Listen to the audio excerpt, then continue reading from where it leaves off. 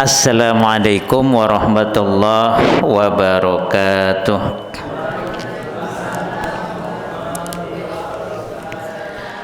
Alhamdulillahi rabbil alamin.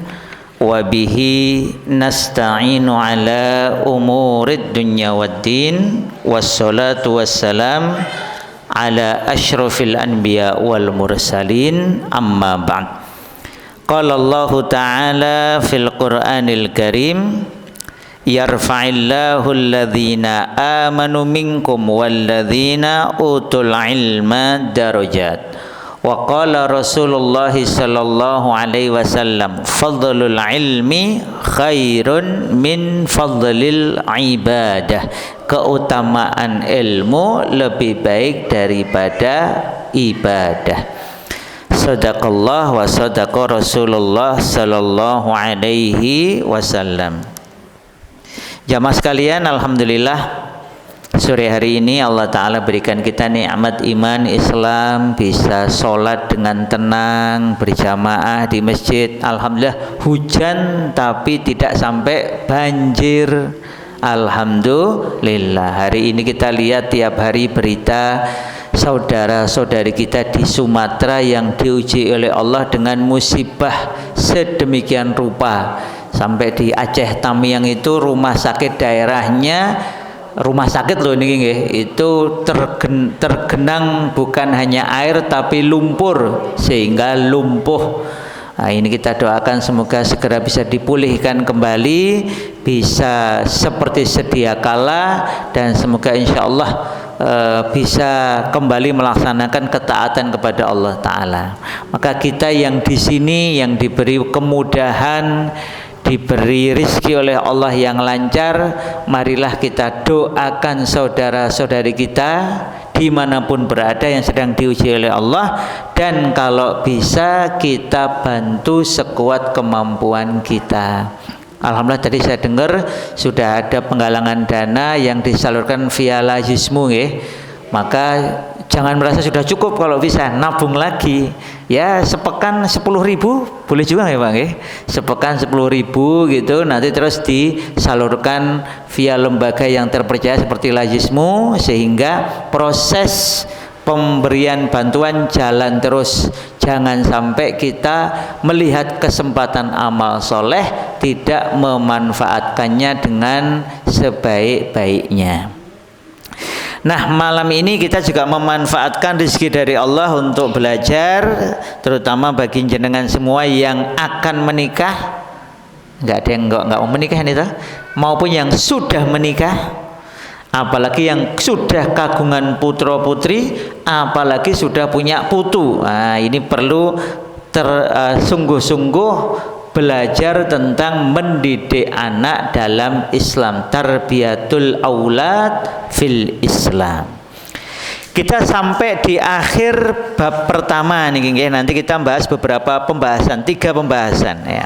Yang pertama jamaah sekalian adalah tentang mensyukuri lahirnya buah hati.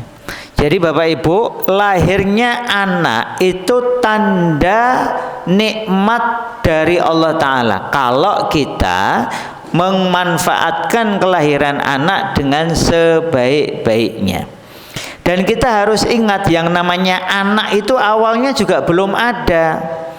Awalnya anak itu tidak ada, tetapi dengan izin Allah Ta'ala kemudian anak itu dihadirkan melalui suami istri itu. Maka Allah Ta'ala ingatkan kepada kita, huwallazi yusawwirukum fil arhami kaifa yasha, la ilaha illa huwal azizul hakim. Dialah yang membentuk kamu dalam rahim-rahim sebagaimana dikehendakinya.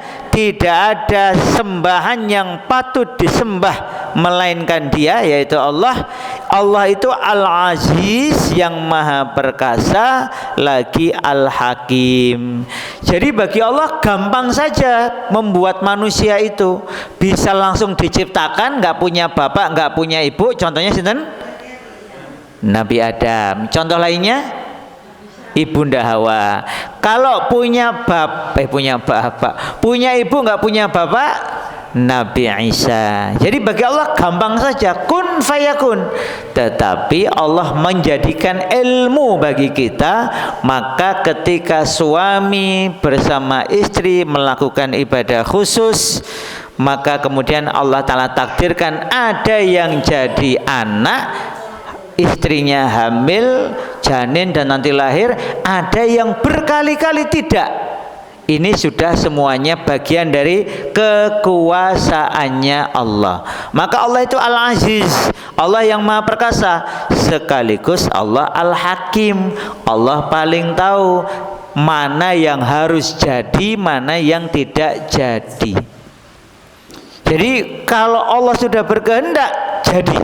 Kalau Allah tidak berkehendak, walaupun sudah makannya diatur, minumnya diatur, sudah pas musim subur, masa subur, kalau tidak dikehendaki Allah, ya tidak akan jadi. Sudah hamil, keguguran, sudah melahirkan, mati waktu kecil, itu sudah kehendak Allah.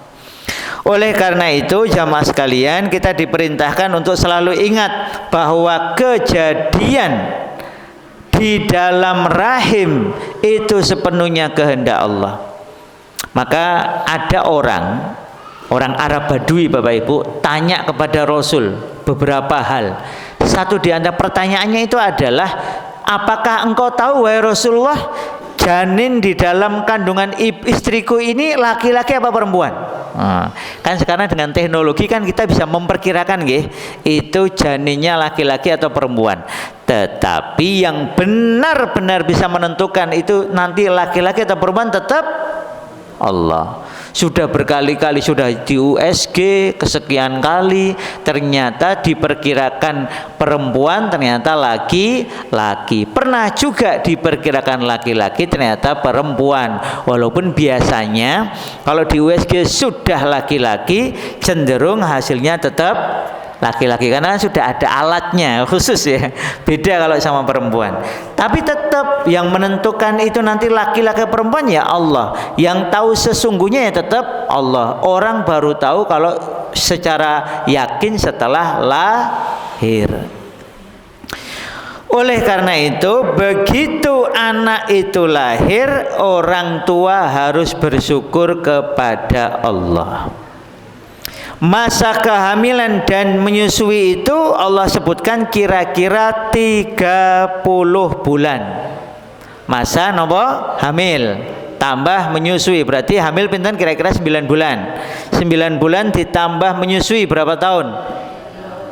Maksimal 2 tahun berarti 24 24. Kalau hamil itu normal 9 bulan atau menyusui 9 tambah 24 berarti berapa itu? 33. Berarti bisa nggak anak lahir sebelum 9 bulan? Bisa. Berapa bulan? 7 biasanya. Prematur nggih? 6 bulan boleh, bisa nggak? Bisa, tapi di bawah 6 bulan biasanya tidak hidup, itu nanti jadi meninggal. Maka ini disebutkan 6 bulan nggih, 6 bulan dalam kandungan itu anak kemudian bisa lahir selamat. 7 bulan juga bisa, 8 bulan juga bisa, normalnya 9 bulan. Fase-fase di dalam janin disebutkan oleh Rasulullah Shallallahu Alaihi Wasallam untuk jadi pelajaran bagi kita. Dan ini ingat nggih Bapak Ibu, disebutkan sebelum ada ilmu kedokteran modern. Artinya kebenaran Islam itu sudah mendahului apa yang diketahui orang, karena Islam itu pasti benar. Sumber-sumber Islam yang sahih pasti benar. Rasul kabarkan kepada kita, sesungguhnya satu di antara kalian itu tubuhnya terbentuk di perut ibunya selama 40 hari. Kemudian menjadi segumpal darah seperti itu 40 hari juga. Kemudian menjadi segumpal daging selama 40 hari. Kemudian diutuslah malaikat meniupkan ruh padanya. dan diperintahkan dengan 4 perkara. Jadi setelah ditiupkan ruh, saat itu ada 4 ketetapan Allah. Pertama adalah bikatbi rizkihi, yang kedua ajalihi, yang ketiga amalihi, yang keempat syakiyin au sa'idin. Jadi ketika anak masih dalam janin ibunya, itu kemudian sekitar berapa bulan berarti nggih? 40 tambah 40 tambah 40 berarti berapa bulan itu? Kira-kira 4 bulan ya. 40 kali 3 kan 120 nggih. 120 dibagi 30 berarti 4 bulan. Ditiupkan ruh. Saat peniupan ruh itu ditetapkan pula oleh Allah rizkinya. Yang kedua ajalnya, kapan anak ini, janin ini akan meninggal dunia. Yang ketiga amalannya. Yang keempat adalah celaka atau bahagia. Kalau sudah ditetapkan terus kita ngapain beramal? Ya tanda kita mau tenanan ya kita beramal. Disitulah ada pahalanya. Oleh karena itu Bapak Ibu, ingatkan kepada wanita-wanita hamil untuk bersungguh-sungguh memperbaiki diri sebelum hamil dan selama hamil. Jadi perbaiki betul apa yang dimakan, apa yang diminum, apa yang didengar, apa yang dilihat, apa yang dibicarakan, apa yang dipakai. Suaminya juga begitu, perhatikan betul apa yang dilakukan, karena itu mempengaruhi kepada janin. Sehingga janin nanti akan ditetapkan rizkinya, ajalnya, amalnya, bahagia sengsaranya ya terpengaruh oleh amal-amal orang tuanya. Ngoten nggih, terus bagi orang beriman kesungguhan itu dimulai sebelum kehamilan dan dilanjutkan setelah kehamilan. Nanti ketika anak sudah punya nyawa, maka disunahkan ibunya memperbanyak membaca Al-Quran dan kalimat-kalimat baik, kalimat thayyibah, karena bayinya sudah punya nyawa. Pendengarannya juga insya Allah sudah bisa mendengar, walaupun belum bisa komentar, tapi bisa merespon. Ya bapak-bapak kalau punya istri hamil usia 4 bulan nggih, kalau diajak ngobrol kadang ada respon nggih, nendang. Tapi kalau keluar suara malah aneh nanti. Papa, ya malah horor toh, tapi Allah itu Maha Adil. Kalau keluar terus protes kan ibu ya repot. Mama, aku lapar. Malam-malam bayinya ngomong di dalam perut kan repot. Makanya Allah itu Maha Adil. Keluarnya nanti, ngomongnya nanti. Bukan terus di dalam kandungan bisa ngomong ya, tapi memberikan respon kepada kita. Nah, kemudian ketika bayi itu lahir, sudah kita bahas nggih, maka ucapkanlah rasa syukur kepada Allah, berdoalah kepada Allah. Siarkan kepada orang-orang beriman tentang kelahiran itu, jangan disimpan sendiri. Minta doa kepada orang-orang soleh. Kadang bapak ibu itu ngerti dapat rezeki nggak disiarkan, nggak minta doa kepada orang-orang soleh. Harusnya bapaknya ini kreatif, bapaknya itu saya tak japri ke orang-orang soleh, minta doa, kalau perlu minta usul nama, seperti dulu para sahabat minta nama kepada Rasulullah Sallallahu Alaihi Wasallam. Kemarin itu saya dijapri orang minta usulan nama karena anaknya ini lahir di hari guru. Wah, nek bapak ibu usulkan namanya napa nek? Laki-laki lahir di hari guru. Saya kasih saran Muhammad Muallim atau Ahmad apa ya? Ya, tapi seingat saya yang paling utama saya bilang Muhammad Muallim atau Ahmad Muadib ya, kira-kira gitulah kan. Kalau guru itu kan Muallim, Muadib, Murabi, ya maunya nama-nama seputar itu. Nah biar dia nggak bingung, saya kasih cuma 2 usulan. Kalau mau saya kasih 10 juga bisa, cuma nanti dia tambah bingung dan ya. Alhamdulillah, saya nggak tahu dijadikan apa enggak, yang penting pokoknya saya ditanya ya saya jawab gitu aja. Masalah dipakai atau enggak kan sudah urusan orang tuanya. Maka ketika ada orang tua ada suami istri sudah berusaha betul kok tidak juga mendapatkan keturunan, Allah Ta'ala ajarkan kepada kita melalui Rasulnya untuk tidak berputus asa dan berusaha mengobati kemandulan istri atau suami tersebut. Ya, diceritakan datang seseorang menghadap Nabi Sallallahu Alaihi Wasallam. Ini seorang lelaki nih. Wahai Rasulullah, kata lelaki ini, aku tidak diberi anak dan aku tidak punya anak sedikit pun. Nah, satu pun nggak punya. Nah, jadi maksudnya curhat kepada Rasul kalau belum punya keturunan. Kemudian Rasulullah Sallallahu Alaihi Wasallam bersabda, di manakah engkau dengan kasratul istighfar wassadaqah? Di mana engkau ini posisimu dengan memperbanyak istighfar dan sedekah yang dengannya engkau akan diberi anak? Nah, gitu. Jadi kata Rasul, satu di antara atau dua di antara obat kemandulan adalah kasratul istighfar, kasratus sedekah, memperbanyak istighfar dan memperbanyak sedekah.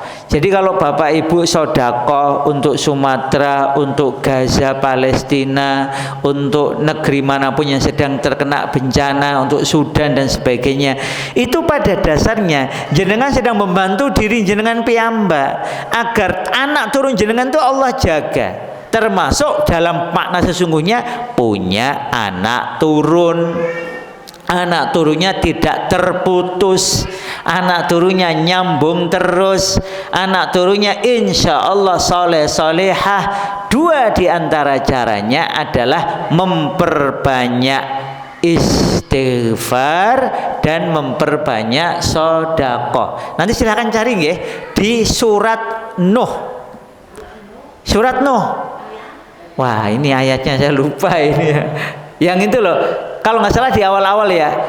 Jadi kalau kalian tuh memperbanyak istighfar, innahu kana ghaffara yursilis sama alaikum midrara wa yumdid alaikum dan seterusnya itu di situ disebutkan kalau kamu memperbanyak istighfar, mohon ampun kepada Allah, maka Allah akan turunkan hujan yang barokah, kemudian sungai-sungai teraliri, kemudian kebun-kebun menghasilkan, kemudian dilipat gandakan harta dan anak. Nah, jadi istighfar itu masya Allah manfaatnya luar biasa. Ini cerita seorang penulis, ini di daerah Pati, Jawa Tengah.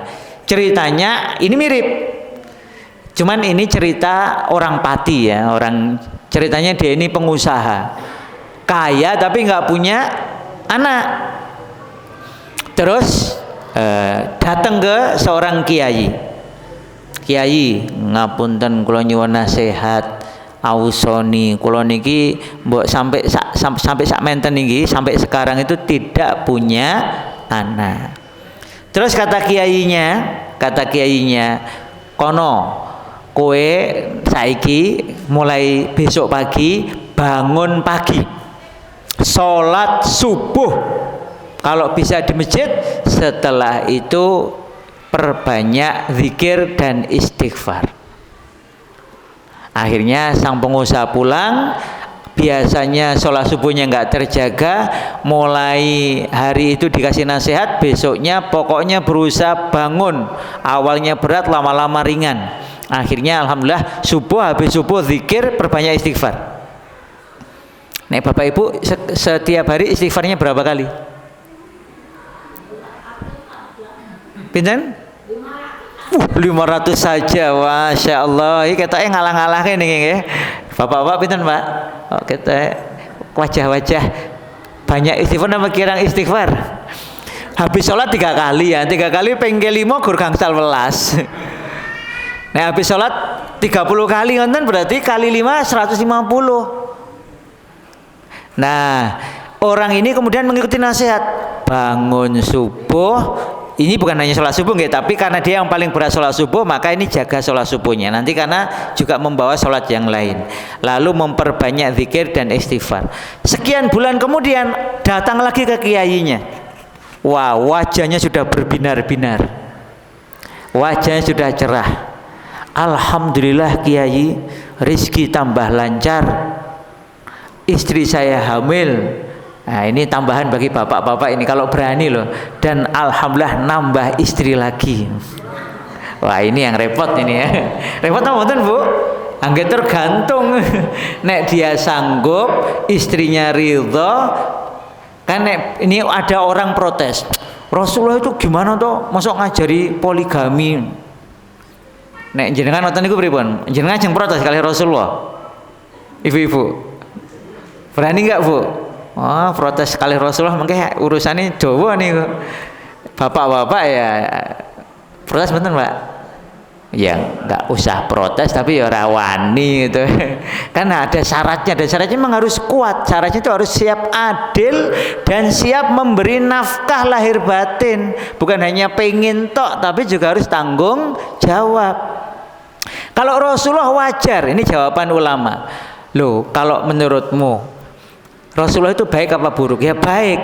Amanah apa enggak? Ya amanah. Jadi kalau Rasul itu orangnya baik, amanah.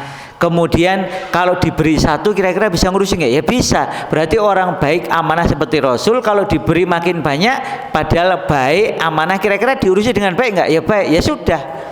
Karena Rasul itu orang baik, orang soleh, orang yang amanah, ya wajar diberi. Kenapa? Dengan cara itu makin banyak yang terurusi dengan baik. Dan betul, istri-istri Rasulullah semuanya solihat, qonitat, hafizat, betul-betul terjaga.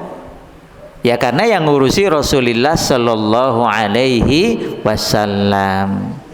Jadi makin baik, ya baik-baik saja wong Rasul. Sampai kemudian ada larangan untuk tidak lagi nambah, karena sudah cukup banyak. Dan untuk umatnya hanya maksimal 4. Sehingga yang waktu itu istrinya lebih dari 4 harus sebagian dicerai. Tapi enggak rata-rata ya istri 4 itu sudah banyak nih, Bu. Tanggilan ada yang istrinya 4. 4 kan teman-teman. Ini wajah-wajah muwahhid, ini wajah-wajah beristri 1 kalau ini. Nggih Pak nggih. Setunggal mon mboten telas-telas nggih Pak nggih. Alhamdulillah. Mboten kelong-kelong, malah biasanya nambah berat badannya. Oh, tanda makmur, alhamdulillah.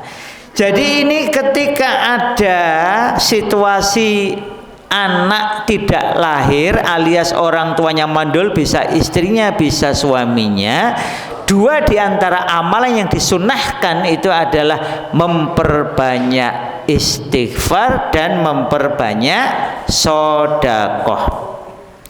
Maka orang itu pun tadi yang datang ke Rasul tadi memperbanyak sedekah dan istighfar, lalu dikisahkan dengan izin Allah Ta'ala orang ini punya 9 anak laki-laki. Oh, bukan 1, bukan 2, tapi pinten? Dadi wali songo nggih berarti nggih. Jumlahnya songo, alhamdulillah. Kemudian diceritakan bahwa oleh Al-Alamah Mulla Ali Al-Qari bahwa hadis ini sangat erat kaitannya. Tadi jenengan tanya ke saya kan, belum saya buka ayat berapa, ini saya buka surat Nuhnya. Kata Al-Allamah Mulla Ali Al-Qari, kemungkinan kisah ini atau hadis ini berkaitan dengan syarah atau tafsir dari surat An-Nuh ayat 10 sampai 12. Nggih. Surat napa?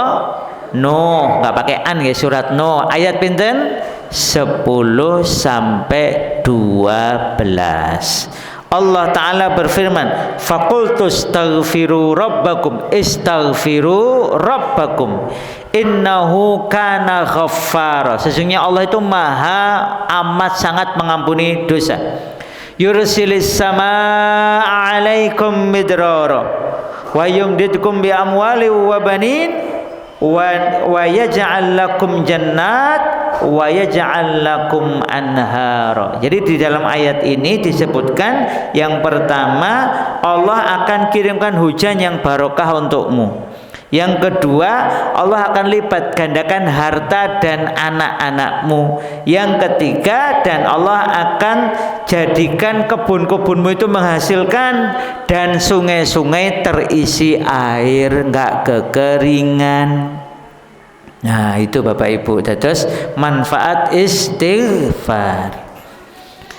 Kemudian di dalam hadis juga disebutkan, man aktsara minal istighfar, sesiapa yang memperbanyak istighfar, ja'alallahu lahu min kulli ghamma faraja wa min kulli dzikin makhraja wa razaqahu min haitsu la yahtasib.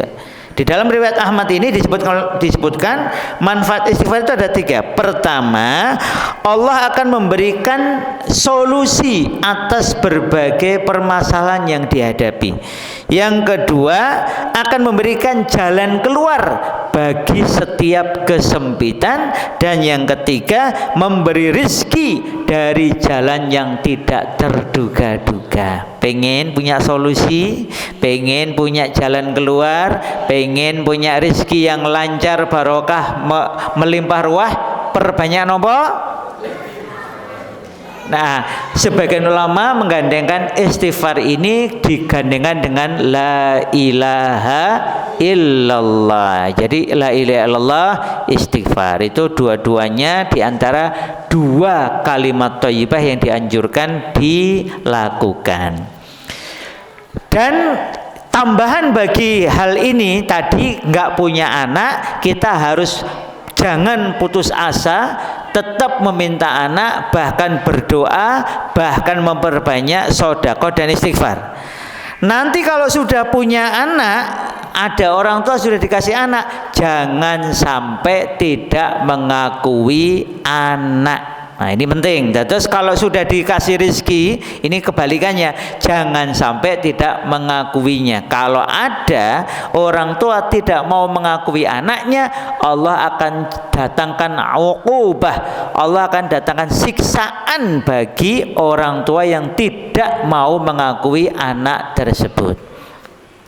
Rasulullah bersabda, man intafa min waladihi liyafdhahu fid dunya fadhahahu Allahu yaumal qiyamah ala ru'usil ashhad qisasun bi qisas.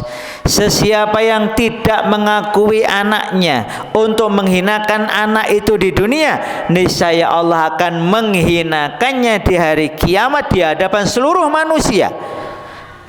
Balasan itu setimpal dengan perbuatan. Ini ancaman dari Rasul kalau sampai ada orang tua nggak ngakui anak. Kan kadang mungkin anaknya ada kekurangan atau anaknya ada sesuatu yang dia nggak sukai, kemudian orang tua nggak ridho. Jangan. Kalau sudah jadi anak jenengan, sudah Allah Ta'ala takdirkan untuk lahir, tolong diakui dan dididik dengan baik. Sesungguhnya dalam riwayat yang lain, Allah memiliki para hamba yang tidak akan diajak bicara oleh Allah pada hari kiamat, tidak disucikan dan tidak dilihatnya. Dihukum dengan 3 hukuman: tidak diajak bicara, tidak disucikan, dan tidak dilihat. Bertanya para sahabat, siapa mereka itu ya Rasulullah? Kemudian Rasul menjawab, mutabarra'un min walidayhi raghibun anhuma wa mutabarra'un min waladihi. Yaitu orang-orang yang berlepas diri dari orang tuanya, nggak mau ngaku punya orang tua ini. Kayak Malin Kundang ya berarti ya. Nah, ini Malin Kundang dan kawan-kawan. Yang kedua, membenci mereka berdua, benci kepada kedua orang tuanya, naudzubillah. Dan yang ketiga, orang tua yang tidak mau mengakui anaknya. Jadi anak nggak ngaku orang tua juga dihukum, orang tua nggak ngaku anak juga dihukum. Adil apa mboten? Adil. Karena kita ini nggak bisa milih orang tua kita siapa, ya syukuri. Orang tua punya kekurangan, ya syukuri. Maka meskipun bahkan ya umpamanipun ada anak dipaksa murtad oleh orang tuanya, tetap dia harus wasahibhuma fid dunya ma'rufa. Dia nggak boleh ikut murtad, nggak boleh ikut maksiat mengikuti perintah orang tua, tetapi di saat yang bersamaan harus tetap berbuat baik kepada orang tua. Di dalam riwayat yang lain ditambahi walahum azabun alim, mereka akan dapat siksaan yang pedih. Ini ada banyak cerita, tetapi yang paling yang paling utama adalah anak harus ngakui orang tuanya, orang tua harus ngakui anaknya. Demikian nggih Bapak Ibu nggih, ini mengakhiri bab pertama dari kitab ini. Insya Allah kita besok akan masuk ke bab detail setelah anak lahir sampai anak usia 2 tahun, apa saja yang perlu kita lakukan. Demikian, semoga Allah Ta'ala jadikan kita dan anak turun kita menjadi hamba-hambanya yang soleh hingga akhir hayat, dan kita ditakdirkan insya Allah bersama keluarga kita, bersama sahabat-sahabat kita ini, jamaah kita ini besok insya Allah bareng-bareng reuni akbar di surganya Allah Ta'ala. Mari kita tutup dengan doa penutup majelis. Subhanakallahumma wa bihamdika asyhadu an la ilaha illa anta astaghfiruka wa atubu ilaik. Wabillahi taufiq wal hidayah. Wassalamualaikum warahmatullahi wabarakatuh.